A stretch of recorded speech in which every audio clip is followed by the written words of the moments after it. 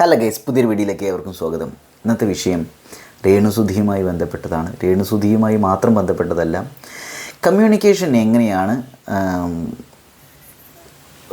ചില സമയത്ത് അത്ഭുതങ്ങൾ ഉണ്ടാക്കുക, ചില സമയത്ത് അപകടങ്ങൾ സൃഷ്ടിക്കുക എന്നുള്ള രീതിയിലൊരു സംഗതിയാണ്.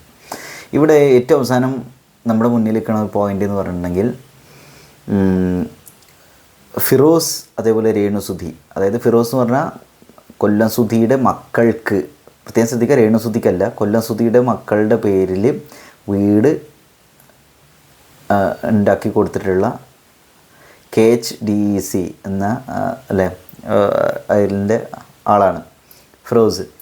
അപ്പോൾ ഫിറോസ് രേണുസുധി ആയിട്ടുള്ള ഒരു കോൺട്രവേഴ്സി ഇപ്പോൾ നടന്നുകൊണ്ടിരിക്കുകയാണല്ലോ. അപ്പോൾ അതുമായി ബന്ധപ്പെട്ടിട്ട് കൾച്ചറൽ ഇൻ്റലിജൻസ് എന്നൊരു വിഷയത്തെ സംബന്ധിച്ച് ഒന്ന് സംസാരിക്കാം എന്ന് വിചാരിക്കുന്നു. കുറച്ച് കാര്യങ്ങളോട് പറയുകയാണെ, നിങ്ങൾക്ക് പറ്റുകയാണെങ്കിൽ ക്ഷമയോടുകൂടി മുഴുവൻ കേൾക്കുക. തുടക്കത്തിൽ തന്നെ അതൊക്കെ അറിയുന്നതാണ്, ഇജ്ജ് പറയാൻ ഉദ്ദേശിക്കുന്നതാണ്, ഞങ്ങൾക്ക് മനസ്സിലായി എന്ന് പറഞ്ഞിട്ടുള്ള ചീത്തവിളികൾ കാര്യമില്ല. ഓക്കെ, ആദ്യം എന്താണ് കൾച്ചറൽ ഇൻ്റലിജൻസ് എന്ന് പറഞ്ഞാൽ? സംഗതി ഇത്രയേ ഉള്ളൂ. നമ്മൾ റിലേഷൻഷിപ്പ് എന്ന് പറഞ്ഞാൽ ആണും പെണ്ണും തമ്മിൽ, ഭർത്താവും ഭാര്യയും തമ്മിൽ, ഏട്ടനും അനിയനും തമ്മിൽ, അച്ഛനും മകളും തമ്മിൽ, അച്ഛനും അമ്മയും തമ്മിൽ, അച്ഛനും അനിയനും തമ്മിൽ, അങ്ങനെ ആയിക്കോട്ടെ. അതേപോലെ ബിസിനസ് ആളുകൾ തമ്മിൽ, കസ്റ്റമറും അതേപോലെ ബിസിനസ് മാനും തമ്മിലുള്ള ഇതൊക്കെ റിലേഷൻഷിപ്പ്. ഏത് തരത്തിലുള്ള റിലേഷൻഷിപ്പിലും നമ്മൾ വെച്ച് പുലർത്തേണ്ട മിനിമം കുറച്ച് കാര്യങ്ങളുണ്ട് അല്ലേ. നമുക്ക് ഇമോഷണൽ ഇൻ്റലിജൻസ് കൊണ്ടുവരും, അങ്ങനെയുള്ള അതേപോലെ തന്നെ റെസ്പെക്റ്റ് കൊണ്ടുവരും, ഇങ്ങനെ കുറേ സാധനങ്ങളുണ്ടല്ലോ. അതുപോലെ ഒരു സംഗതിയാണ് കൾച്ചറൽ ഇൻ്റലിജൻസ് എന്ന് പറയുന്നത്. എന്താണ് കൾച്ചറൽ ഇൻ്റലിജൻസ്? എന്തിനാണ് കൾച്ചറൽ ഇൻ്റലിജൻസ്? ഇതില്ലെങ്കിലുള്ള പ്രശ്നം എന്താണ്? ഉണ്ടാക്കുന്ന അപകടങ്ങൾ എന്തെല്ലാം? അങ്ങനെയുള്ള കുറച്ച് കാര്യങ്ങളാണ് ഇതിൽ പറയുന്നത്. വളരെ സ്ട്രോങ് ആയിട്ടുള്ള മീനിങ് ഫുള്ളായ കണക്ഷൻസ് ഉണ്ടാക്കാൻ വേണ്ടി, ആളുകളായിട്ടുള്ള കണക്ഷൻസ് ഉണ്ടാക്കാൻ വേണ്ടിയിട്ടുള്ള ഒരു വളരെ പവർഫുള്ളായിട്ടുള്ള ഒരു ടൂളാണ് കൾച്ചറൽ ഇൻ്റലിജൻസ് എന്ന് പറയുന്നത്. നമ്മുടെ ഇമോഷണൽ ഇൻ്റലിജൻസ് എന്ന് പറയുന്ന പോലെ. എന്താ ഇമോഷണൽ ഇൻ്റലിജൻസ് പറഞ്ഞാൽ? അതായത് നമ്മൾ ഓരോ സാഹചര്യത്തിലും എങ്ങനെ പെരുമാറണം, മിതത്വം പാലിക്കണം, എങ്ങനെയാണ് സംഭവം, ഇതിനെക്കുറിച്ചൊക്കെ ധാരണ നമുക്ക് ഉണ്ടാക്കി തരുന്ന ഒരു മിനിമം ബോധമാണ് ഇമോഷണൽ ഇൻ്റലിജൻസ് പറഞ്ഞാൽ. ഇതുവഴി നമുക്ക് മറ്റുള്ളവരുടെ ഇമോഷൻസിനനുസരിച്ച് അവർ പെരുമാറുന്നതിനനുസരിച്ചിട്ട് നമുക്ക് പെരുമാറാൻ സാധിക്കും. ആളുകളെ റെസ്പെക്റ്റ് ചെയ്യാനും അവരുടെ പോയിൻ്റ് ഓഫ് വ്യൂ കേൾക്കാനും ഒക്കെ പറ്റും. ഇതുപോലെ ഒരു സാധനമാണ് കൾച്ചറൽ ഇൻ്റലിജൻസ്. അപ്പോൾ ഇവിടെ പറയുന്നത് വളരെ വ്യത്യസ്തമായിട്ടുള്ള ബാക്ക്ഗ്രൗണ്ടുകളിൽ നിന്ന്, പശ്ചാത്തലത്തിൽ നിന്ന് വരുന്ന ആളുകളായിരിക്കും അല്ലേ നമ്മുടെ ചുറ്റുമുള്ളത്. ഇപ്പോൾ നമ്മളുടെ ഒരു ബാക്ക്ഗ്രൗണ്ട് എന്താണ്, അതേപോലെ ആയിരിക്കും മറ്റുള്ളവരുടെ ബാക്ക്ഗ്രൗണ്ടും ആവണമെന്നില്ല. അപ്പോൾ ഇതുണ്ടാക്കുന്നൊരു വിഷയം എന്താണെന്ന് വെച്ചിട്ടുണ്ടെങ്കിൽ, നമ്മുടെ ഒരു ബാക്ക്ഗ്രൗണ്ട് വെച്ചിട്ടായിരിക്കും പലപ്പോഴും മറ്റുള്ളവരെ വിലയിരുത്തുന്നുണ്ടായിരിക്കുക. അവരുടെ വാക്കുകൾ, അവർ സംസാരിക്കുന്ന ടോണ്, അവരുപയോഗിക്കുന്ന വാക്കുകൾ, അവരുടെ ബോഡി ലാംഗ്വേജ് ഒക്കെ അല്ലേ. അപ്പോൾ അത് വെച്ചിട്ടായിരിക്കും നമുക്ക് ആളിതാണ് ഉദ്ദേശിക്കുന്നത്, ഇതാണ് സംഭവം നമുക്ക് മനസ്സിലാവേണ്ടത്. പക്ഷേ അതായിരിക്കണം എന്നുണ്ടോ മറ്റേ ആൾ ഉദ്ദേശിക്കുന്നത്? ഇല്ല, ഇതാണ് അതിൻ്റെ കാര്യം. അപ്പോൾ ഞാൻ ഫിറോസ് അതേപോലെ തന്നെ രേണുസുധിയുടെ വിഷയത്തിൽ ഫിറോസ് പറയുന്നുണ്ടല്ലോ, അവരുടെ ബിസിനസ്സുകാരെ ഇങ്ങനെ സംസാരിച്ചു, ഭീഷണിപ്പെടുത്തി, അങ്ങനെ അവർ സംസാരിക്കുന്ന ഒരു ഭീഷണിയുടെ സ്വരത്തിലാണ്, അതുകൊണ്ടാണ് ചെയ്തു കൊടുക്കാത്തത്, അവരിന്ന ആൾക്കാരെ അങ്ങനെയാണ്. അപ്പോൾ ഇതിലൊരു കൾച്ചറൽ ഇൻ്റലിജൻസിൻ്റെ കുറവ് എനിക്ക് തോന്നുന്നുണ്ട്. അതിപ്പോൾ ഫിറോസിനെ കുറ്റപ്പെടുത്തിക്കൊണ്ട് അങ്ങനെയല്ല, പലപ്പോഴും എങ്ങനെയാണ് കൾച്ചറൽ ഇൻ്റലിജൻസ് ഈ ബന്ധങ്ങളെ ബാധിക്കുന്നത് എന്നുള്ളൊരു സംഗതി ഇപ്പോഴുള്ളൊരു എക്സാമ്പിളായിട്ട് എനിക്ക് ഈ സംഗതി തോന്നി. അതുകൊണ്ടാണ് ആ വിഷയത്തെക്കുറിച്ച് സംസാരിക്കുന്നത്. അതായത് ഫിറോസ് വരുന്ന ബാക്ക്ഗ്രൗണ്ടിലല്ല, അല്ലെങ്കിൽ ഫിറോസ് കണ്ടിട്ട് പരിചയിച്ചുള്ള ബാക്ക്ഗ്രൗണ്ടിലാവണം എന്നില്ല രേണുസുധി വന്ന ബാക്ക്ഗ്രൗണ്ട്. കാരണം ഫിറോസ് പറയുന്നുണ്ട്, രേണുസുധി എന്ന് പറയുന്നത് ഒരു ആസ്ബറ്റോസ് ഷീറ്റിൽ ഉള്ള ഒരു വീട്ടിൽ താമസിച്ചിരുന്ന, അങ്ങനെ ഒരു ദുരിതാവസ്ഥയിൽ ജീവിച്ചിരുന്ന ഒരാൾക്കാരായിരുന്നു. അവർക്കൊരു കൊട്ടാരം പോലുള്ള ഒരവസ്ഥയിലേക്കാണ് ഇപ്പോൾ അവർ എത്തിയിട്ടുള്ളത്. ഇവർ 25 ലക്ഷത്തിൻ്റെ വീട് കൊടുത്തതെന്ന്. 25 ലക്ഷത്തിൻ്റെ വീട് വേണമെന്ന് അവർ പറഞ്ഞിട്ടില്ല, ഇവർ കൊടുക്കുക ചെയ്തത് 25 ലക്ഷത്തിൻ്റെ. എന്നിട്ട് ഇപ്പോൾ ഇങ്ങനെ പറയുകയാണ്, 25 ലക്ഷത്തിന് വീട് കൊടുത്തപ്പോൾ കൊട്ടാരം പോലുള്ള, കുടിൽ നിന്ന് കൊട്ടാരം പോലുള്ള ഒരവസ്ഥയിലെത്തിയത്. പക്ഷേ അവർക്ക് ആ വീട് വൃത്തിയായിട്ട് നോക്കാനറിയില്ല. ആ വീട്ടിൽ താമസിക്കാൻ പറ്റുന്നതിലേക്ക് 3 ഇരട്ടി ആളുകളാണ് അവിടെ കെട്ടിക്കിടക്കുന്നത്, അവിടെ ജീവിക്കുന്നത്. അവർ ചിലപ്പോൾ റെൻറ്റിന് പോകണ്ടായിരിക്കും, അങ്ങനെയായിരിക്കും. 2500 റുപ്യ മുടക്കിയിട്ട് മറ്റേ ഗ്ലാസിൻ്റെ അവിടെ അത് വാങ്ങാനുള്ള ഇല്ലാത്ത ആൾക്കാരാണ് 4500 5000 കൊടുത്ത് വാടകയ്ക്ക് പോകുന്നത്. ഇങ്ങനെയുള്ള കുറേ സ്റ്റേറ്റ്മെൻറ്റ്സ് മൂപ്പരുടെ ഭാഗത്തുനിന്നുണ്ട്. മൂപ്പര് നല്ല കാര്യം തന്നെ ചെയ്തത്, വീട് വെച്ച് കൊടുത്തു. പക്ഷേ 25 ലക്ഷത്തിൻ്റെ വേണം, 20 ലക്ഷത്തിൻ്റെ വേണമെന്നൊന്നും പറഞ്ഞിട്ടില്ല. ഇവരായിട്ട് അങ്ങോട്ട് ചെയ്ത് കൊടുക്കിയത് അല്ലേ. സാധാരണ വീടുകളിൽ 6 ലക്ഷത്തിന് കൊടുക്കുക എന്ന് പറഞ്ഞു. അത് മൂപ്പരെ ഞാൻ കുറ്റപ്പെടുത്തുന്നതല്ല കേട്ടോ. ഇത് മൂപ്പര് ഇങ്ങനെ സംസാരിക്കുമ്പോഴേ മറ്റുള്ള ആളുടെ ഒരു കൾച്ചറൽ ബാക്ക്ഗ്രൗണ്ട് മനസ്സിലാക്കാതെയാണ് ഇവർ സംസാരിക്കുന്നത്. അതുകൊണ്ടുണ്ടാവുന്ന മിസ്കമ്മ്യൂണിക്കേഷനാണോ ഈ സംഗതി എന്ന് എനിക്കൊരു ഡൗട്ടുണ്ട്. അതുകൊണ്ടാണ് ഞാൻ ഇങ്ങനെ ഒരു കാര്യവിഷയത്തെക്കുറിച്ച് ഇവിടെ സംസാരിക്കുന്നത്. ഓക്കെ, ക്ഷമയില്ലാത്തവർക്ക് ഞാൻ പറയുന്നത് ഒന്നും മനസ്സിലാവില്ല കേട്ടോ. മുൻവിധികളോടുകൂടി ഈ കാര്യത്തിൽ നോക്കി കാണാൻ ശ്രമിച്ചാലും ഒന്നും മനസ്സിലാവില്ല. അപ്പോൾ ഇവിടെ എങ്ങനെയാണ് കൾച്ചറൽ ഇൻ്റലിജൻസ് റിലേഷൻഷിപ്പുകൾ ഗുണം ചെയ്യുക, അതിൽ വെല്ലുവിളികൾ എന്തൊക്കെയാണെന്ന് പറയുന്നത്. ഡീപ്പറായിട്ട് അണ്ടർസ്റ്റാൻഡിങ് ഉണ്ടാവും. എന്ന് വെച്ചാൽ കൾച്ചറൽ ഇൻ്റലിജൻസ് എന്ന് പറയുന്നുണ്ടെങ്കിൽ നമ്മൾ ആരുമായിട്ടാണ് റിലേഷൻഷിപ്പ് ഉണ്ടാക്കുന്നത്. റിലേഷൻഷിപ്പ് എന്ന് പറഞ്ഞാൽ ഇവിടെ വേറെ നെഗറ്റീവായിട്ട് എടുക്കുന്നുണ്ട്. ഇവിടെ പറയുന്നത് ഒരാളോട് നമ്മൾ സംസാരിക്കുകയൊക്കെ ചെയ്യില്ല, അങ്ങനെയുള്ള റിലേഷൻഷിപ്പ് ഉദ്ദേശിക്കുന്നത്.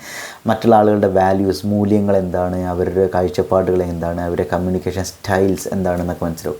ഇവിടെ പറഞ്ഞപ്പോൾ ഒരു കാര്യം, വാല്യൂസ് എന്ന് പറഞ്ഞ സാധനമുണ്ടല്ലോ, മാനസിക മൂല്യങ്ങൾ എന്ന് പറഞ്ഞാൽ അവരുടെ മൂല്യങ്ങൾ. ചില ആൾക്കാർക്ക് ചില കാര്യങ്ങൾ വളരെ ഇമ്പോർട്ടൻ്റ് ആയിരിക്കും, മറ്റുള്ളവർക്ക് അത്ര ഇമ്പോർട്ടൻ്റ് ആവണമെന്നില്ല, അല്ലേ? ഇതിൽ വേറെ കാര്യം എന്താ വെച്ചിട്ടുണ്ടെങ്കിൽ ഓരോരുത്തർ പെരുമാറുന്ന രീതികളുണ്ടായിരിക്കും. ഇപ്പോൾ വിനായകൻ സംസാരിക്കുന്ന രീതി നോക്കുക, വിനായകൻ സംസാരിക്കുന്ന രീതി പലർക്കും ഇഷ്ടാവില്ല, ഇല്ലല്ലോ. അതേപോലെ തന്നെ മറ്റേ ഷൈൻ ടോം ചാക്കോ അല്ലേ, ഷൈന് സംസാരിക്കുന്ന രീതി പലർക്കും ഇഷ്ടമാവണമെന്നില്ല, വേടൻ സംസാരിക്കുന്ന രീതി പലർക്കും മനസ്സിലാവണമെന്നില്ല. ഇതൊക്കെ ഒരു കൾച്ചറൽ ഇൻ്റലിജൻസ് വെച്ച് നമ്മൾ സംസാരിക്കും പലപ്പോഴും മനസ്സിലാവുന്നുണ്ട്. ഇതിലെ ചില ആൾക്കാരുടെ കാര്യം മനസ്സിലാവും, ചിലർ പൊളിറ്റിക്കലി ആ രീതിയിൽ അളവാൻ വേണ്ടി സംസാരിക്കുമ്പോൾ അത് നമുക്ക് എന്ത് വെച്ചിട്ടും കാര്യമില്ല, അത് കുറേ കള്ളത്തരമായിരിക്കും, അത് വേറെ കാര്യം. ഞാൻ അങ്ങനെയുള്ള ആളുകളുടെ എല്ലാ കാര്യം പറഞ്ഞു, ജെന്യൂനായി സംസാരിക്കുന്ന ആളുകളുടെ കാര്യം പറഞ്ഞേ. അതുപോലെ കമ്മ്യൂണിക്കേഷൻ സ്റ്റൈൽസ് പലർക്കും ഡിഫറൻ്റ് ആയിരിക്കും. ഇപ്പോൾ രേണുസുതി സംസാരിക്കുന്ന പോലെ അല്ല ഫിറോസ് സംസാരിക്കുന്നത്. ശ്രദ്ധിച്ചു നിങ്ങൾ, രേണുസുതിയുടെ പലരും പറഞ്ഞില്ലേ, രേണുസുതിയുടെ എക്സ്പ്രഷൻ ശരിയില്ല, അവർക്ക് തൻ്റേടാണ്, അഹങ്കാരിയാണ്, അവൾ ഒക്കെ വളരെ നെഗറ്റീവായിട്ട് പറഞ്ഞു, ജാടയാണ്, അവളുടെ എക്സ്പ്രഷൻ കണ്ടില്ലേ, അവൾക്ക് സംസ്കാരമില്ല, കൾച്ചറില്ല, അങ്ങനെ ഇങ്ങനെ. അതായത് നമ്മൾ കണ്ടു പരിചയിച്ച രീതിയിലുള്ള ഒരു എക്സ്പ്രഷനോ ഒരു പെരുമാറ്റ രീതിയോ ആവണം എന്നില്ല രേണുസുതിക്ക്. ഇന്ന് എഴുതി രേണുസുതി മോശമാവണമെന്നുണ്ടോ? അവരവരുടേതായ രീതിയിലാണ് സംസാരിക്കുന്നത്. ഇപ്പോൾ പറഞ്ഞു അവർ അങ്ങനെ ഒരു കൾച്ചർ ബാക്ക്ഗ്രൗണ്ടിൽ, അങ്ങനെ ഒരു കുടുംബത്തിൽ, അങ്ങനെ ഒരു വീട്ടിൽ ജീവിച്ച ആൾ, അത് മോശമെന്നൊന്നും പറയാൻ പറ്റില്ലല്ലോ. അപ്പോൾ ഇവിടെ എന്താ വെച്ചാൽ അവർ പെരുമാറുന്ന ആ രീതിയിലായിരിക്കും, അവർക്ക് ഇതൊരു പുതുമുള്ള കാര്യമായിരിക്കും ഇങ്ങനെ ആളുകളോട് ഇങ്ങനെ സംസാരിക്കുന്നതൊക്കെ. അപ്പോൾ അവർക്ക് പറ്റുന്ന രീതിയിൽ അവർ പെരുമാറുന്നത് അല്ലേ. അത് ഇപ്പുറത്തേക്കുന്ന ആളുകൾക്ക് അവർ ചിലപ്പോൾ ടോണ്, അവർ സംസാരിക്കുന്ന രീതിയൊക്കെ വെച്ചിട്ട് നമ്മൾ അവമാനിക്കാൻ വേണ്ടിയിട്ടാണ് അവർ വരുന്നത്, അങ്ങനെ ഇങ്ങനെയൊക്കെ തോന്നുന്നുണ്ടായിരിക്കാം. ഇതൊരു കൾച്ചറൽ കോൺഫ്ലിക്റ്റ് ആയിട്ടാണ് എനിക്ക് തോന്നുന്നത്. അതായത് ഫിറോസും അതേപോലെ രേണുസുതി അല്ലെങ്കിൽ പൊതുസമൂഹം രേണുസുതിയായിട്ടുള്ള ഒരു കൾച്ചറൽ കോൺഫ്ലിക്റ്റ് തോന്നുന്നു. ഇങ്ങനെയൊക്കെ ഒരു കാര്യം മനസ്സിലാവും. സാമ്പത്തികമായിട്ട് ബുദ്ധിമുട്ടുകളുള്ള ഒരവസ്ഥയിൽ ഇത്രയും ദുരിതം അനുഭവിച്ച് ഒരു കുഞ്ഞ് വീട്ടിൽ ആസ്പെക്ട് സ്ട്രീറ്റിൻ്റെ ഉള്ളിൽ ജീവിക്കുന്ന ആളുകൾക്ക് ഒരു ബിസിനസ് മാഗ്നറ്റുകളുടെ അല്ലെങ്കിൽ ഈ പറഞ്ഞ മാതിരി പൊതുസമൂഹത്തിൻ്റെ ഒരു കൊട്ടാരത്തിനുള്ള നല്ല സേഫായി അടിപൊളിയായി ക്ലീനായിട്ടുള്ള ഒരു അന്തരീക്ഷം ജീവിക്കുന്ന ആളുകളുടെ ഒരു വൈബ് ആവണമെന്നില്ല. അത് അരിയാഹാരം കഴിക്കുന്ന ആളുകൾക്ക് ഈ അരിയാഹാരം എന്നൊക്കെ പറയുമ്പോഴുള്ള പ്രശ്നം കേട്ടോ.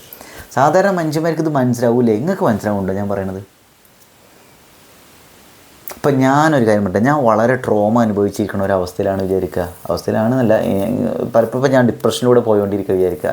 എനിക്ക് അങ്ങനെ പ്രശ്നം കിട്ടും. ഞാൻ ഇപ്പോൾ ഏറ്റവും പോയി കിടക്കുന്ന സ്ട്രഗിളിങ് സ്റ്റേജിലാണ്. അപ്പോൾ ഞാൻ സംസാരിക്കുമ്പോൾ എനിക്ക് ഒരു പക്ഷേ മനസ്സിലാവുണ്ടാവും.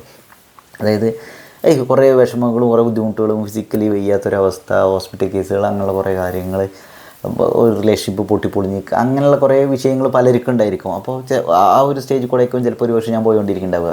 ഇതിൽ പലതും ഞാൻ അനുഭവിക്കുന്നുണ്ട് കേട്ടോ, വേറെ കാര്യം.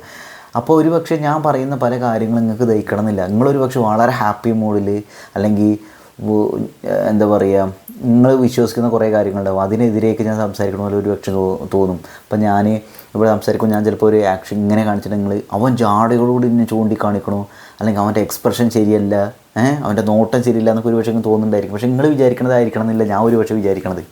അത് നമ്മൾ തമ്മിലുള്ള ഒരു കൾച്ചറൽ ബാക്ക്ഗ്രൗണ്ടിലെ വ്യത്യാസമായിരിക്കാം. കൾച്ചർ എന്ന് പറഞ്ഞാൽ തന്നെ അതൊരു വളരെ ഡൈവേഴ്സ് ആയിട്ടുള്ളൊരു വിഷയമാണ്. കൾച്ചർ എന്ന് നമ്മൾ സാധാരണ രീതിയിൽ കാണുന്ന സംസ്കാരം എന്നല്ല. കൾച്ചറൽ സ്റ്റഡീസ് എന്നുള്ളൊരു സംഗതി ഇംഗ്ലീഷല്ല ഉണ്ട്. കൾച്ചറൽ സ്റ്റഡീസ് ആൾക്കാർ പലരും PhD ചെയ്യുന്ന കൾച്ചറൽ സ്റ്റഡീസിലാണ്. അത് കൾച്ചർ എന്ന് പറഞ്ഞാൽ തന്നെ അതിനെക്കുറിച്ച് തന്നെ നമുക്ക് വേണമെങ്കിൽ ഒരു 100 പേജ് ഇങ്ങനെ എഴുതാം, എന്താണ് കൾച്ചർ എന്നുള്ളതിനെക്കുറിച്ച് ഡെഫിനിഷൻ മാത്രമായിട്ട്.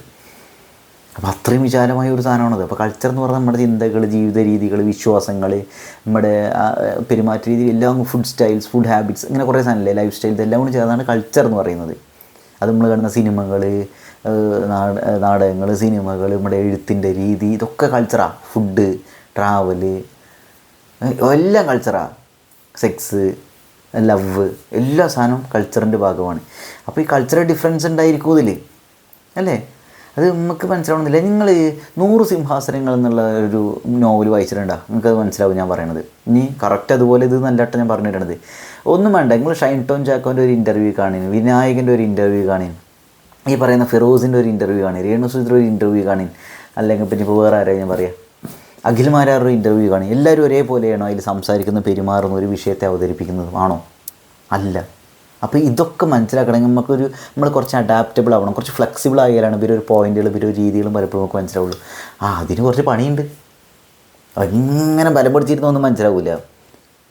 കുറച്ച് പണിയുണ്ട്. ഈ പണിയെടുക്കാൻ വയ്യാത്തവരാണ് കുറ്റം പറഞ്ഞത്. അതായത് കണ്ടപ്പോൾ അങ്ങനെ സംസാരിക്കണം, അത് ജാടയാണ്, അതോടെ എക്സ്പ്രഷൻ കണ്ടില്ലേ, ബോധമല്ലാണ്ട് സംസാരിക്കില്ലേ, ഇതൊക്കെ പറയാനുള്ളൊരു കാരണം എന്താ വെച്ചാൽ നമ്മളവരെ മനസ്സിലാക്കാൻ ഇത്തിരി പണിയെടുക്കണം. ആ പണി നമ്മൾ എടുക്കാൻ തയ്യാറല്ല. നമ്മൾ മടിയന്മാരും മടിച്ചികളാണ്. അപ്പോൾ എന്താ വെച്ചാൽ നമ്മൾ തന്നെ ശരി പറഞ്ഞിട്ട് ഇങ്ങനെ പറയുന്നത്. ഞാൻ ഒരു കാര്യം പറയട്ടെ, ഇപ്പോൾ ഒരു കാര്യം പറയാം, നമ്മളെ പലപ്പോഴും വലിയ രീതിയിൽ കാണുന്ന ഒരു മോശമായിട്ട് കരുതുന്ന ആളുകൾ ഈ ലോകത്തുണ്ടായിരിക്കും, ഇല്ലേ? ഉണ്ടായിരിക്കും. ഇല്ല എന്ന് പറഞ്ഞാൽ ഞാൻ സമ്മതിക്കില്ല, ഉണ്ടായിരിക്കും. അത് എത്ര കാശുള്ളവനും ഏത് നിറമുള്ളവനും എങ്ങനെയുള്ള ആളുകളാണെങ്കിലും നമ്മളെ മോശമായിട്ട് കാണുന്നവരുണ്ടായിരിക്കും, നമ്മളെ വലിയ രീതിയിൽ കാണുന്നവരും ഉണ്ടായിരിക്കും. അപ്പോൾ ഇതുപോലെ തന്നെ എല്ലാവരുടെയും അവസ്ഥ ഇങ്ങനെയൊക്കെ തന്നെയാണ്. അപ്പോൾ രേണുസുതി പറയുന്ന ഒരു ശൈലി, അവരൊരു കമ്മ്യൂണിക്കേഷൻ സ്റ്റൈല് മറ്റുള്ള ആൾക്കാർക്ക് മനസ്സിലാവണമെന്നില്ല. അത് അവരെ സംബന്ധിച്ചോളം അവരൊരു കാര്യം ജെന്യൂനായി അവതരിപ്പിക്കണം. അപ്പുറത്തുള്ള ആൾക്കാർക്ക് അത് ചിലപ്പോൾ മോശമായിട്ടായിരിക്കും. ഒന്നും വേണ്ട, നിങ്ങൾ പാർട്ടി പൊളിറ്റിക്സ് എടുത്ത് നോക്കി. ഒരു പാർട്ടിക്കാർ പറയുന്നത് ചിലപ്പോൾ അപ്പുറത്തെ പാർട്ടിക്കാർ പിടിക്കുന്നുണ്ടാവില്ല. ഈ പാർട്ടി വിട് കേട്ടോ, അതിൽ ഒരു കുറേ കള്ളത്തരങ്ങളുണ്ട്, അതിൽ കാര്യമില്ല. അതല്ല ഞാൻ വിചാരിച്ച്. അടുത്ത ഇംപ്രൂവ്ഡ് കമ്മ്യൂണിക്കേഷൻ കുറച്ചുകൂടി അടിപൊളിയാവും കൾച്ചറലായിട്ടുള്ള ഇൻ്റലിജൻസ് ഉണ്ടെങ്കിൽ.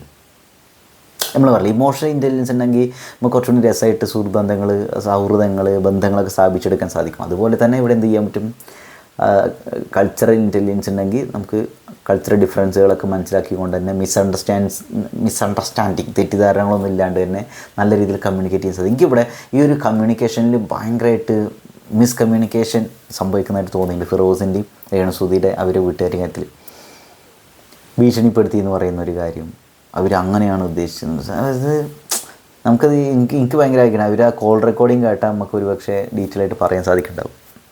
അതില്ലാത്തടത്തോളം സ്ഥലം പുറത്തിരിക്കുന്ന ആൾ പറയുന്നത് വിശ്വസിക്കാനേ നമുക്ക് തരുള്ളൂ, അല്ലേ? അല്ലെങ്കിൽ വിശ്വസിക്കാണ്ടിരിക്കാനേ തരുള്ളൂ, അറിയില്ല. അപ്പോൾ അതിൽ പറയുന്ന കാര്യം ഉണ്ടല്ലോ, അവർക്ക്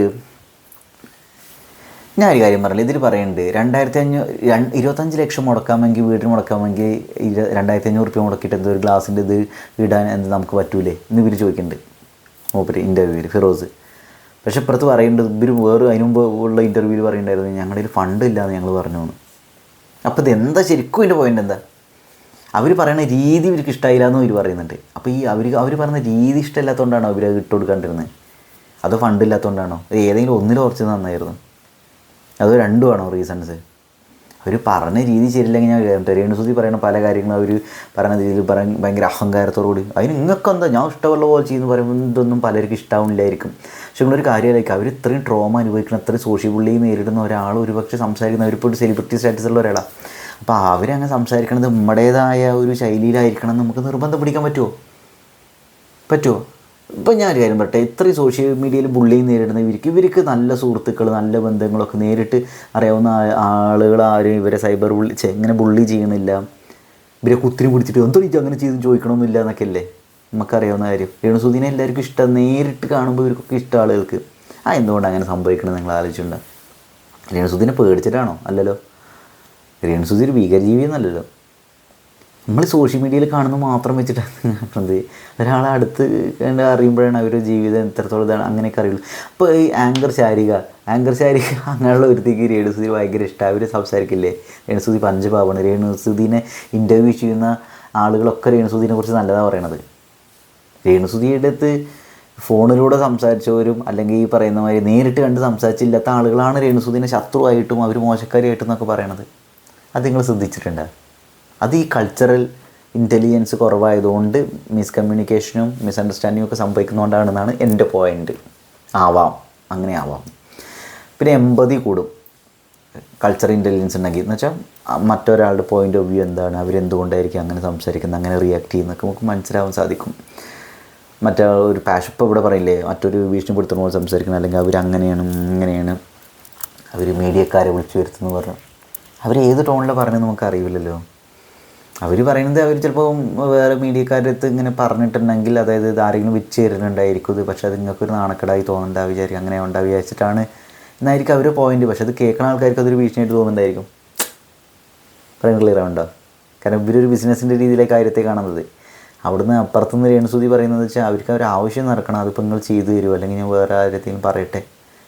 അപ്പോൾ ഇത് ഭയങ്കര ഇതൊരു ബൗണ്ടറി ഉണ്ടല്ലോ, ഭീഷണിയുടെയും റിക്വസ്റ്റിൻ്റെയും ബൗണ്ടറി വളരെ നേർത്തതാണ്. അപ്പോൾ ഈ കൾച്ചറൽ ഡിഫറൻസുകൾ മനസ്സിലാക്കിയില്ലെങ്കിൽ ഇപ്പുറത്ത് റിക്വസ്റ്റുള്ള സാധനത്തിന് ഇപ്പുറത്ത് ഭീഷണിയായിട്ടോ അല്ലെങ്കിൽ നമ്മളെ ഭരിക്കാൻ വേണ്ടി വരുന്ന പോലെയായിട്ടോ തോന്നുന്നുണ്ടായിരിക്കും. അല്ലേ? ഇതാണ് സംഗതി.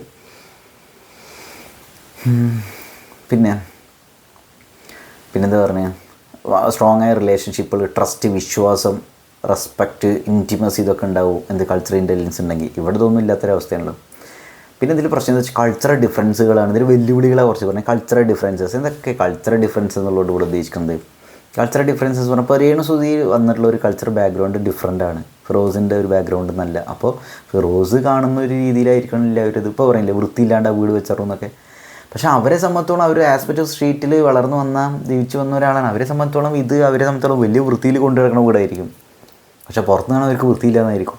അപ്പോൾ എന്തൊക്കെ ചെയ്യാം? ഒന്നും വേണ്ട. നമ്മൾ ചില വ്ളോഗുകളാണ് നമുക്കൊന്നുമില്ല എന്തൊക്കെ ഒരു വീട്, ഇങ്ങനെ ചെറിയ വീട്, എങ്ങനെ ഇവർ ഇവിടെ ജീവിക്കേണ്ടാവുകയെന്ന്. അവരൊരു വളരെ ഹാപ്പി ആയിട്ടൊക്കെ അവിടെ ജീവിക്കേണ്ടാവുക. ഓക്കെ, അങ്ങനെ വരും. ഇവർ ചാരിറ്റി ആയിട്ടൊരു സാധനം കൊടുത്തിട്ടുണ്ടെങ്കിൽ പിന്നെ അവരെങ്ങനെ സൂക്ഷിക്കണം അത് ഇതെന്ന് സംസാരിക്കുക ഇവർക്ക്. പക്ഷേ അതത്ര വലിയ വാലിഡ് പോയിൻറ്റ്സ് ആയിട്ട് ഇരിക്കുന്നില്ല. ഇവർ കൊടുത്തതല്ലേ, പിന്നെ എന്തിനിപ്പം ഇനി സംസാരിക്കണത് അതിനെക്കുറിച്ചിട്ട്? ജീവിതകാലം മുഴുവൻ ഇവർ വിചാരിക്കണ പോലെ ആ വീടിനെ കൊണ്ടുനടത്തണം എന്നാണോ വിചാരിക്കണത്? അറിയില്ല കേട്ടോ. ഇനി അടുത്ത് മിസ്അണ്ടർസ്റ്റാൻഡിങ്സ് ഒരുപാട്, കമ്മ്യൂണിക്കേഷൻ സ്റ്റൈൽസ്, പ്രതീക്ഷകളൊക്കെ നമുക്ക് മനസ്സിലാകാൻ സാധിക്കുന്നത് കൾച്ചറൽ ഇൻ്റലിജൻസ് ഉണ്ടെങ്കിൽ. കമ്മ്യൂണിക്കേഷൻ സ്റ്റൈൽ ഞാൻ പറഞ്ഞില്ല, ഈ കമ്മ്യൂണിക്കേറ്റ് ചെയ്യുന്ന സ്റ്റൈൽ വളരെ ഡിഫറൻ്റാണ്. രേണുസുതിയും അതേപോലെ ഫിറോസും ആളുകളും അതൊക്കെ. പിന്നെ മിസ്അണ്ടർസ്റ്റാൻഡിങ്സ് ഒരുപാട് വരും, മിസ്കമ്മ്യൂണിക്കേഷൻസ് ഒരുപാട് വരും കൾച്ചറൽ ഇൻ്റലിജൻസ് ഇല്ലെങ്കിൽ, കുറവാണെങ്കിൽ.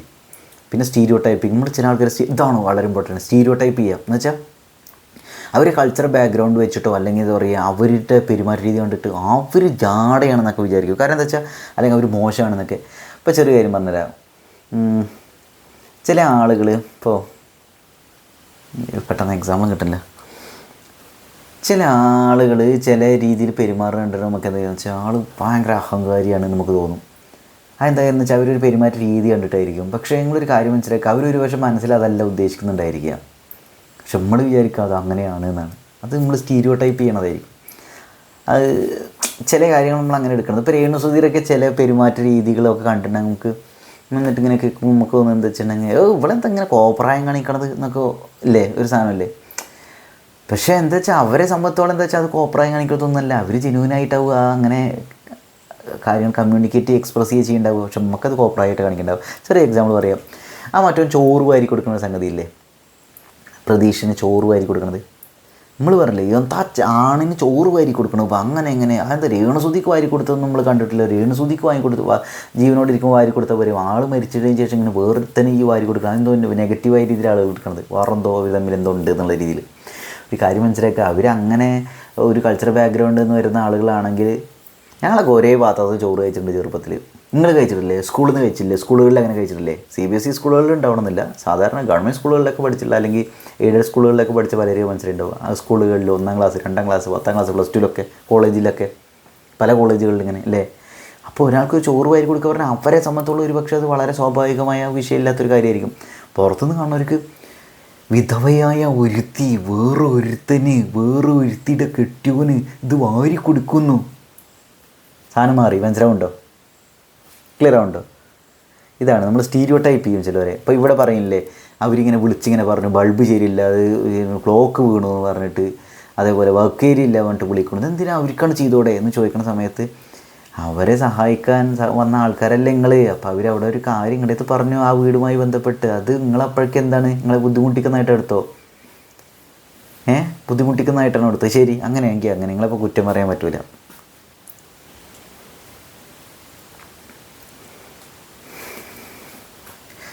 Tips four developing cultural intelligence in relationships. എന്തൊക്കെ ടിപ്സാണ് കൾച്ചറൽ റിലേഷൻഷിപ്പുകളിൽ കൾച്ചറൽ ഇൻ്റലിജൻസ് കൂട്ടാനുള്ള ടിപ്സ് പറയണത്? നമ്മുടെ പാർട്ട്ണർ എന്ന് പറഞ്ഞാൽ നമ്മൾ ആരോടാണ് സംസാരിക്കുക അയാളെ പാർട്ട്ണറിലോട് ഉദ്ദേശിക്കണം, അല്ലാണ്ട് ഭാര്യ ഭർത്താവ് അതല്ല ഉദ്ദേശിക്കണം കേട്ടോ. നമ്മൾ ഒരാളടുത്ത് ബന്ധം സ്ഥാപിക്കില്ല, ഒരാളെ അറിയാൻ ശ്രമിക്കണം, അയാളുടെ ഒരു കൾച്ചറൽ ബാക്ക്ഗ്രൗണ്ട് മനസ്സിലാക്കാൻ ശ്രമിക്കുക ഏകദേശമെങ്കിലും. മുഴുവനായിട്ട് നമുക്ക് ആൾക്കാരെ മനസ്സിലാക്കാൻ പറ്റണമെന്നില്ല. അപ്പോൾ നമുക്ക് എന്ത് ചെയ്യാന്ന് വെച്ചാൽ നമുക്ക് മൈൻഡ് ഓപ്പൺ ആക്കി വെക്കുക. എന്തായിരിക്കും അവർ ഉദ്ദേശിക്കുന്നത്, ഇതാണോ സംഗതി, അല്ലെങ്കിൽ ക്ലാരിഫൈ ചെയ്യുക ഇയാൾ എന്താണ് ഉദ്ദേശിച്ചത്, ഇങ്ങനെയാണോ എന്നൊക്കെ. ഞാൻ അതിൻ്റെ ചെറിയൊരു എക്സാമ്പിൾ പറഞ്ഞു തരാം കേട്ടോ. ചെറുതല്ല, പക്ഷെ വലിയ മാരക എക്സാമ്പിൾ. മാരകമല്ല, ഞാൻ വാക്കിൽ കടിച്ചു തോന്നണ്ട, സംഗതി ഇത്രയുള്ളൂ. ഒരു തെറാപ്പിസ്റ്റിന് ഇത് പറഞ്ഞാൽ മനസ്സിലാവുണ്ടാവും. സൈക്കോളജിസ്റ്റിൻ്റെ അടുത്ത് ഒരാൾ സംസാരിക്കുമ്പോൾ ശ്രദ്ധിച്ചിട്ടുണ്ടാവും. അവർ ചിലപ്പോൾ അലറി വിളിച്ചിട്ടും കരഞ്ഞിട്ടും അങ്ങനെ ഇങ്ങനെ ബഹളം ഉണ്ടാക്കിയിട്ടൊക്കെ ഒരു കാര്യം പറയുന്നുണ്ടാവുക. ആരെങ്കിലും പറയും ഇജെന്താ ബോളം കാണിക്കട്ടെ അങ്ങനെ എങ്ങനെയെന്ന് ഒരു തെറാപ്പിസ്റ്റ് പറയുമോ? അവർ ആ ട്രോമയും കൊണ്ട് ഒരുപക്ഷെ അങ്ങനെയും പെരുമാറുന്നുണ്ടാവുക. ഒരുപാട് വിഷമമുള്ള ആളുകൾ ചിലപ്പോൾ അലറി വിളിക്കുക, വയലൻ്റായിട്ടൊക്കെ പെരുമാറും. ഞാൻ രേണുസുധര കാര്യമല്ല പറയുന്നത്, ഇതിനൊരു എക്സാമ്പിൾ, ക്ലിയർ ആയിട്ടുള്ള എക്സാമ്പിൾ പറയുന്നത്, പെട്ടെന്ന് എല്ലാവർക്കും മനസ്സിലാവാൻ പറ്റുന്നത്. അത് അവരുടെ ഒരു ബാക്ക്ഗ്രൗണ്ട് അങ്ങനെയാണ്. അതുകൊണ്ടാണ് കുറച്ച് കാലമായിട്ടെങ്കിലും ഒരു ബാക്ക്ഗ്രൗണ്ട് അങ്ങനെ, അതുകൊണ്ടാണ് അവരങ്ങനെ പെരുമാറുന്നത്. അല്ലാണ്ട് നമ്മൾ വിചാരിച്ച മാതിരി ഒരു ഇപ്പോൾ ഞാൻ സൈക്കോളജിസ്റ്റാണ് വിചാരിക്കുമ്പോൾ ഞാൻ വിചാരിക്കുകയാണ് എൻ്റെ അടുത്ത് വരുന്നൊരു പേഷ്യൻറ്റ്, ഹലോ സർ, എൻ്റെ പേര് ഇതാണ്, ഞാൻ ഇന്ന സ്ഥലത്തു നിന്ന് വരുന്നു, എനിക്ക് ഇങ്ങനെയൊക്കെ അനുഭവങ്ങളുണ്ടായി, താങ്കൾക്ക് എന്നെ ഒന്ന് സഹായിക്കാമോ, അങ്ങനെ പറയണമെന്നുണ്ടോ? അങ്ങനെ ഞാൻ പ്രതീക്ഷിക്കാൻ പാടുണ്ടോ? പ്രതീക്ഷിച്ച വല്ല കാര്യമുണ്ടോ അതിൽ? പാടുണ്ടോ അല്ല, പ്രതീക്ഷിക്കണതിലും വല്ല കാര്യമുണ്ടോ? പറയണതാണ് റേപ്പ്, അങ്ങനെയുള്ള ഇത് ക്രൂരതകൾ, പട്ടിണി, തുടരെയുള്ള പീഡനങ്ങളൊക്കെ നേരിടുന്ന ആളുകൾ, അങ്ങനെയുള്ള ഡിപ്രഷനിലൂടെ സൈക്കോളജിക്കലായ പ്രശ്നത്തിലൂടെ അനുഭവിച്ചുകൊണ്ടിരിക്കുന്ന ആളുകൾ പെരുമാറുന്ന രീതികൾ ശ്രദ്ധിച്ചിട്ടുണ്ടോ? ഈ സാമ്പത്തികമായ ഒരുപാട് പ്രശ്നങ്ങൾ അനുഭവിക്കുന്ന ആളുകൾ പെരുമാറുന്ന രീതി ശ്രദ്ധിച്ചിട്ടുണ്ടോ? അവരുടെ കോൺഫിഡൻസ് ലെവലിങ് ശ്രദ്ധിച്ചിട്ടുണ്ടോ? സാധാരണ രീതിയിൽ അടിപൊളിയായിട്ട് ഹാപ്പി ആയിട്ടുള്ള ഒരാളുടെ കോൺഫിഡൻസ് ലെവലായിരിക്കും അവരുടെ. ഞാൻ വേറൊരു കാര്യം പറയാം, ഡോക്ടർ എലിസബത്ത് ബാലയുടെ കേസിലില്ലേ, എലിസബത്ത് യൂട്യൂബിലൂടെ സംസാരിച്ച രീതി ശ്രദ്ധിച്ചോ? വളരെ അവൾക്ക് പ്രാന്താണെന്ന് വരെ പറഞ്ഞു. അവരനുഭവിച്ചുള്ള ബുദ്ധിമുട്ടുകൾ, ക്രൂരതകൾ, പീഡനങ്ങൾ, ചൂഷണങ്ങൾ, അതൊക്കെ വെച്ചിട്ട് അവർക്ക് അങ്ങനെ പെരുമാറാനാണ് പറ്റുന്നത്. ഞാൻ പറയുന്നത് ക്ലിയർ ആവുന്നുണ്ടോ? അവർ പെരുമാറുന്നത് നമ്മൾ ഉദ്ദേശിക്കുന്ന നമ്മുടെ ഒരു ഡിക്ഷണറി വെച്ചിട്ടുള്ള ഒരു സംഗതി ആവണമെന്നില്ല എന്ന്. അവർ ഉപയോഗിക്കുന്ന വാക്കുകളും അവരൊരു പെരുമാറ്റ രീതി, കമ്മ്യൂണിക്കേറ്റ് ചെയ്യുന്ന സ്റ്റൈലും. ഞാൻ പറഞ്ഞ പോയിന്റ് മനസ്സിലാവുന്നുണ്ടോ? കുറച്ച് എമ്പതി ഉള്ളിലുള്ളവർക്കാണ് ഈ സാധനം മനസ്സിലാവുള്ളൂ കേട്ടോ. കുറച്ച് ഐക്യു ഉപയോഗിക്കണം, അല്ലാത്തൊരു കിട്ടില്ല. കാര്യം പറയുമല്ലോ, അറ്റ്ലീസ്റ്റ് മൈൻഡ് ഓപ്പൺ ആക്കിയിട്ടെങ്കിലും വെക്കണമായിരിക്കും. ഞാൻ പറഞ്ഞ പോയിന്റ് കിട്ടുള്ളൂ. പിന്നെ ഓപ്പണായിട്ട് കമ്മ്യൂണിക്കേറ്റ് ചെയ്യുക, എന്താണ് കാര്യം എന്ന് ഓപ്പണായിട്ട് കമ്മ്യൂണിക്കേറ്റ് ചെയ്യുക. മറ്റുള്ളവരുടെ പ്രതീക്ഷകൾ എന്താ, അവരുടെ എക്സ്പെക്റ്റേഷൻസ് എന്താണെന്നൊക്കെ മനസ്സിലാക്കുക. ആ കൾച്ചറൽ ഡിഫറൻസുകൾ മനസ്സിലാക്കുക. അതേപോലെ ബഹുമാനത്തോട് കൂടിയിട്ട് ഒരു കാര്യത്തെ മനസ്സിലാക്കാൻ ശ്രമിക്കുക, അവരുടെ പോയിൻ്റ് എന്താണെന്നൊക്കെ. പിന്നെ വളരെ റെസ്പെക്റ്റ്ഫുൾ ആയിട്ട് ഇരിക്കുക എന്നുള്ളൊരു സാധനമുണ്ട്, ക്യൂരിയോസിറ്റി മെയിൻറ്റെയിൻ ചെയ്യുക എന്നൊക്കെ. പിന്നെ ക്ഷമ കാണിക്കുക. ക്ഷമ ഇല്ലെങ്കിൽ ഭയങ്കര പ്രശ്നമാണ്. ക്ഷമ കാണിക്കുക. അവർ എന്തെങ്കിലും കൂടെ സംസാരിക്കുമ്പോൾ ആളുദ്ദേശിച്ച് ഇത് തന്നെ എന്നുള്ള നിഗമനത്തിൽ എത്താണ്ടിരിക്കുക. എന്ത് ചെയ്യാം നമുക്ക്? നിങ്ങൾ എന്താ ഉദ്ദേശിച്ചത്? ഇതിങ്ങനെയാണോ ഉദ്ദേശിച്ചത്? ഇതാണോ സംഭവം? നിങ്ങളുടെ ആവശ്യം ഇതാണോ? ഇങ്ങനെയാണോ? പറഞ്ഞ പോലെ ചാരിറ്റി ചെയ്യുന്ന ആളുകൾക്ക് ക്ഷമ ഇല്ലെങ്കിലുള്ള അവസ്ഥ എന്താണ്? ഞാൻ ഒരു കംപ്ലീറ്റ് മോശമായിട്ട് പറയണത് നല്ലത്. ഞാൻ ഒരു കാര്യം പറയട്ടെ, എൻ്റെ ഒരു പേഴ്സണൽ ലൈഫിലൊരു കാര്യം പറയും. ഒരാൾ സാമ്പത്തികമായിട്ട് പിന്നോക്ക അവസ്ഥയിൽ നിൽക്കുന്ന കുറച്ച് കുട്ടികൾക്ക് കുറച്ച് പുസ്തകങ്ങളും സംഗതികളൊക്കെ വാങ്ങിക്കൊടുത്തു. എന്നിട്ട് അയാൾ പിന്നീട് എന്നോട് പറഞ്ഞ സാധനമാണ്, നമ്മൾ ഇങ്ങനെ പാവപ്പെട്ടവരെ സഹായിച്ചുള്ള ഒരു പ്രശ്നം എന്താ അറിയുമെന്ന്. മൂപ്പര് പറയണതാണ്, സഹായിച്ചുള്ള പ്രശ്നം എന്ന് വെച്ചാൽ അവരതിനു വേണ്ടി വെയിറ്റ് ചെയ്ത് നിൽക്കും. പിന്നീട് ആ ടൈം ആകുമ്പോൾ വീണ്ടും ചോദിക്കും, വേറെ ആവശ്യങ്ങളായിട്ട് നമ്മുടെ അടുത്ത് വരുന്നു. ഇനി ഞാൻ എക്സ്പ്ലെയിൻ ചെയ്യണ്ടല്ലോ. ഇങ്ങനെയുള്ള ആളുകളുണ്ട്. അങ്ങനെയുള്ള ഒരാളാണ് ഫിറോസ് എന്നല്ലട്ടോ ഞാൻ പറഞ്ഞു വരുന്നത്, അങ്ങനെയല്ല. അങ്ങനെയുള്ള ആളുകളുണ്ട് എന്ന് പറയാം. ഈ സഹായം കിട്ടുന്ന ആളുകൾ ഒരു പക്ഷേ എന്താ കാര്യം വെച്ചാൽ വീണ്ടും സഹായം അവരെ ഗതികേട് കൊണ്ടാണ്, അല്ലെങ്കിൽ അവർക്കത് എങ്ങനെ ആ കാര്യത്തെ സംസാരിക്കണം എന്നൊന്നും അറിയാത്തതുകൊണ്ട്, അവർക്ക് ഡിപ്ലോമാറ്റിക്കായി പെരുമാറാൻ അറിയാത്തതുകൊണ്ടായിരിക്കും. സംഗതി അതുകൊണ്ടായിരിക്കാം. അവർ നിങ്ങളുടെ അതേ കൾച്ചറൽ ബാക്ക്ഗ്രൗണ്ടിൽ അതേ സാമ്പത്തിക അവസ്ഥ എത്തിയിട്ടുണ്ടെങ്കിൽ അവർ പിന്നെ നിങ്ങളോട് സഹായത്തിന് ചോദിക്കൂല. അങ്ങനെ ചോദിക്കൂല എന്നല്ല കേട്ടോ ഞാൻ പറഞ്ഞിരുന്നത് അവർക്ക് ജീവിക്കാനുള്ളൊരവസ്ഥ എത്തിയിട്ടുണ്ടെങ്കിൽ, അത്യാവശ്യം ഇൻഡിപെൻഡൻ്റ് ആയിട്ടുണ്ടെങ്കിൽ അവരൊരു വ്യക്തിത്വത്തിനെ റെസ്പെക്റ്റ് ചെയ്യുമല്ലോ. അതിനനുസരിച്ച് പിന്നെ ആൾക്കാരെ സഹായത്തിന് അവർ നിൽക്കൂലല്ലോ. സംഗതി ക്ലിയർ ആവുന്നുണ്ടോ? അപ്പോൾ അവർ പറഞ്ഞു ഇതാണ്, അവരന്ന് കയറി വന്നപ്പോൾ സമയത്ത് അവർക്ക് സ്പോൺസേഴ്സ് വേറെ വരുന്ന ഒരവസ്ഥയ്ക്ക് വന്ന സ്ഥിതിക്ക് അവർക്ക് ചോദിച്ചിട്ടുണ്ടാകും, ഒരു വർക്ക് ഏരിയയ്ക്ക് വേണ്ടി ഞങ്ങൾ വേറെ സ്പോൺസേഴ്സിനെ പിടിച്ച് കുഴപ്പമുണ്ടോ, അത് നിങ്ങൾക്ക് ഇനി ഒരു നാണക്കളായി തോന്നണ്ടാകും. അപ്പോഴേക്കും ഇവരത് വെല്ലുവിളിയായിട്ട് ഏറ്റെടുത്തോ. അപ്പോൾ ഞങ്ങൾ വർക്ക് വേണ്ടി വരുവാണ്, ഇങ്ങനെയാണ്. നിങ്ങൾ തന്നെ പറയുന്നുണ്ടല്ലോ നിങ്ങൾക്കൊരു പ്രൊമോഷനും കൂടിയാണ് ഈ സംഗതി എന്ന് ചെയ്യുന്നത്. അപ്പോൾ വേറെ ആൾക്കാർ അങ്ങനെ പ്രൊമോഷന് വേണ്ടി ഒരു പക്ഷേ ഇൻട്രസ്റ്റഡ് ആണ് എന്നുള്ളൊരു ലെവലിൽ വരികയാണ് വർക്ക് ഏരിയയ്ക്ക് എന്നുണ്ടെങ്കിൽ, അതിപ്പോൾ നിങ്ങൾക്ക് എന്തിനാപ്പോൾ പ്രശ്നം? അപ്പോഴേക്കും നിങ്ങളെ തകർക്കുന്ന രീതിയിലായോ? ഇതിപ്പോൾ ആരും കുറ്റപ്പെടുത്താൻ പറ്റൂല തോന്നണം. എന്നാൽ രണ്ടുപേരും വീക്ക്നെസ്സുമാണ് കൾച്ചറൽ ഡിഫറൻസുകൾ മനസ്സിലാക്കാത്തത്. പക്ഷേ ഇതിൽ ഞാൻ റെസ്പെക്റ്റ് ചെയ്യുന്ന ഒരു കാര്യം കേട്ടോ, രേണുസുതി സംസാരിക്കുന്ന രീതി കാര്യം ശ്രദ്ധിക്കുക. രേണുസുതി ഇങ്ങനെ തന്ന ഒരു കാര്യമാണ്. അപ്പോൾ നമ്മളങ്ങനെ കുറ്റം പറഞ്ഞാൽ ശരിയില്ല, പക്ഷേ അവിടെ ഇങ്ങനെ വിഷയമുണ്ട്. പക്ഷേ ആ ചോര്യ എന്നുള്ള വാക്കാണ് അവിടെ പ്രശ്നം തോന്നുന്നു. അപ്പോൾ അവർക്ക് അറിയാവുന്ന ഒരു ശൈലി വെച്ചിട്ട് സംസാരിച്ചായിരിക്കും അത് വെള്ളം വീഴുന്നുണ്ട് ഉള്ളിൽ നിന്ന്. അപ്പോൾ ഞാൻ മുമ്പത്തെ വീഡിയോയിൽ ഇതിനു മുമ്പ് ചെയ്തൊരു വീഡിയോയിൽ പറഞ്ഞിട്ടുള്ളതാണ്. അപ്പോൾ ഞാനൊരാൾക്ക് ചിക്കൻ ബിരിയാണി 120 രൂപ കൊടുത്ത് വാങ്ങിക്കൊടുക്കുകയായിരിക്കും, 60 രൂപയ്ക്ക് ചോറ് വാങ്ങിക്കൊടുക്കുകയായിരിക്കും. അപ്പുറത്തുള്ള ആൾക്ക് ഒരു പക്ഷേ ചിക്കൻ ബിരിയാണി അല്ല, അവർക്ക് ചോറ് വയറ് നിറയുന്ന രീതിയിലുള്ള സംഗതി ആവശ്യം ഉണ്ടാവുക. കാരണം അവർ ഒരു പക്ഷേ അത്രയും പട്ടിണി നടന്ന് ഇരിക്കണവരായിരിക്കും, വിശന്നിരിക്കണവരായിരിക്കും. ഈ ചിക്കൻ ബിരിയാണി കൊണ്ട് അവർ വയറ് നിറയണമെന്നില്ല. അപ്പോൾ അവർ പറയുന്നത് എനിക്ക് ചിക്കൻ ബിരിയാണി വയറ് നിറഞ്ഞില്ല, കുറച്ചുകൂടി റൈസ് വാങ്ങി തരുമോ വെച്ചോ. അവർക്ക് ഞാൻ 120 രൂപയുടെ ചിക്കൻ ബിരിയാണി വാങ്ങി തന്നില്ലേ? ഈ 60 ഉറുപ്പിയുടെ ചോറ് കൂടി കഴിക്കാൻ പറ്റാത്ത അവസ്ഥയിലല്ലേ ഈ ഇരുന്നാർന്ന് ഞാൻ പറയണതിൽ വല്ല കാര്യമുണ്ട്. എന്ത് ക്രൂരതയാണ് ആ സാധനം. അങ്ങനെയൊന്നും ആലോചിച്ച് നോക്കി. ഇതിപ്പോൾ ഇത് ഇങ്ങനെ പറഞ്ഞ ആളെ കുറ്റപ്പെടുത്താനും പറ്റില്ല. 120 ഉറുപ്പ് കൊടുത്തല്ല ഞാൻ കൊടുക്കുന്നത്. കാരണം എന്നെ സംബന്ധിച്ചോളം ഇതൊരു ലക്ഷൂറിയസ് സാധനമാണ്. പറഞ്ഞില്ലേ കൊട്ടാരത്തിലേക്ക് മാറ്റി കുടിയിൽ നിന്ന്. പക്ഷെ അവരെ സംബന്ധിച്ചോളം അത് ലൈഫാണ്. ചോറെങ്കിലും കിട്ടിയാൽ മതി. ആ ചോറ് വയറ് വിശന്നിരിക്കണവർക്ക് വിശപ്പ് മാറി കിട്ടിയാൽ മതി. ഞാൻ പറഞ്ഞ പോയിൻ്റ് എനിക്ക് മനസ്സിലാവുന്നുണ്ട്. ബിരിയാണി ചോറ് നമ്മൾ വ്യത്യാസം പോലെ തന്നെയാണ് ആസ്പെറ്റോ സ്ട്രീറ്റും അതേപോലെ 25 ലക്ഷത്തിൻ്റെ വീടും എന്നാണ് എൻ്റെ പോയിൻ്റ്, എന്നാണ് എനിക്ക് തോന്നുന്നത് ഗൈസ്. ഏകദേശം വൈബ്. നമ്മൾ ഒരാൾക്കൊരു സാധനം ചെയ്ത് കൊടുക്കുമ്പോൾ അവരുടെ ആഗ്രഹത്തിനനുസരിച്ചല്ലേ ചെയ്ത് കൊടുക്കുക, അല്ലാണ്ട് നമുക്ക് തോന്നിയ പോലെ ചെയ്ത് കൊടുക്കുക. എന്നാൽ ചെയ്ത് കൊടുക്കാണ്ടിരിക്കാൻ നല്ലത്. അപ്പോൾ ഇത് ആരെ കാണിക്കാൻ നമ്മൾ ചെയ്യണത്? ഞാൻ ഫിറോസിൻ്റെ കാര്യമല്ല പറയണത്. ഞാൻ ഇപ്പോൾ ഒരാൾക്ക് ബിരിയാണി വാങ്ങി കൊടുക്കണം, ആരെ കാണിക്കാനും പിന്നെ ഞാൻ ചെയ്ത് കൊടുക്കണത്? ഞാൻ ഒരാൾക്ക് ബിരിയാണി വാങ്ങി കൊടുക്കുമ്പോൾ ആ ബിരിയാണി കഴിക്കണ ആളുടെ സന്തോഷത്തിന് വേണ്ടിയിട്ടല്ലേ ചെയ്ത് കൊടുക്കണത്? അല്ലേ കേസ് അങ്ങനെയല്ലേ ചെയ്യുക? ഞാൻ ഇപ്പം നിങ്ങൾക്കൊരു ഡ്രസ്സ് വാങ്ങിത്തരിക വിചാരിക്കാം. എൽ സൈസിലാണെങ്കിലുള്ള ഡ്രസ്സാണ് ഞങ്ങൾക്ക് വാങ്ങിത്തരണത്. നിങ്ങൾക്ക് വേണ്ടത് ഡബിൾ എക്സൽ ആണ് വിചാരിക്കുക. ഡബിൾ എക്സലാണ് വിചാരിക്കും. ഞാൻ എൽ സൈസുള്ള ഡ്രസ്സ് വാങ്ങിത്തരും. അപ്പോൾ നിങ്ങളോട് പറയും എനിക്ക് എൽ സൈസ് ശരിയാവില്ല, കുറച്ചുകൂടി വലുത് വാങ്ങിത്തരും, അല്ലെങ്കിൽ ഇതിൽ എന്തോ ഇത് ശരിയാവില്ല, ഇവിടെ ഭയങ്കര ടൈറ്റാണ്, കുറച്ച് ലൂസാക്കി തരും വെക്കുമ്പോൾ, അല്ലെങ്കിൽ ഇത് അതിനുള്ള പൈസ അവരത്തില്ല വിചാരിക്കുക.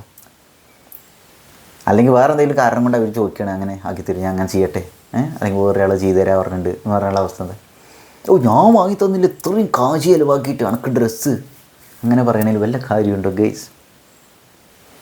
ഇതിനാണ് കൾച്ചറൽ ഇൻ്റലിജൻസ് വേണം പറയുന്നത്. പിന്നെ കൾച്ചറലായിട്ടുള്ള അവയർനെസ് ഉണ്ടാക്കുക എന്ന് വെച്ചാൽ നമ്മുടേതായ കൾച്ചറലായിട്ടുള്ള ബയാസുകൾ ഉണ്ടായിരിക്കും, എന്ന് വെച്ചാൽ മുൻവിധികളുണ്ടായിരിക്കും. അതിനൊക്കെ ഒന്ന് മനസ്സിലാക്കുക, തിരിച്ചറിയുക. അതേപോലെ നമ്മുടെ കുറേ അസംഷൻസ് ഉണ്ടാവും. ഇയാൾ ഇങ്ങനെ ചെയ്താൽ അതാണ് ഉദ്ദേശിക്കുന്നത് ആൾ, അങ്ങനെ ആരാ ഇവിടെ ഇത് പറഞ്ഞ് നമ്മുടെ ചിന്തിച്ച് കൂട്ടലല്ലേ സാധനം. അത് അറിവുണ്ടാക്കുക, പലതരത്തിലുള്ള കൾച്ചറൽ പ്രാക്ടീസുകൾ, കൾച്ചറൽ ബാക്ക്ഗ്രൗണ്ടുകളെ കുറിച്ച് മനസ്സിലാക്കുക, ഇടപെടാൻ ശ്രമിക്കുക. അതൊക്കെയാണ് സംഭവം.